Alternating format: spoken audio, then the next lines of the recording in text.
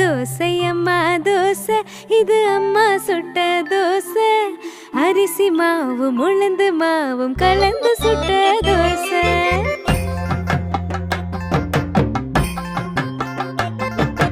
தோசை அம்மா தோசை, இது அம்மா சுட்ட தோசை. அரிசி மாவும் உளுந்து மாவும் கலந்து சுட்ட தோசை. தோசை அம்மா தோசை, இது அம்மா சுட்ட தோசை. அரிசி மா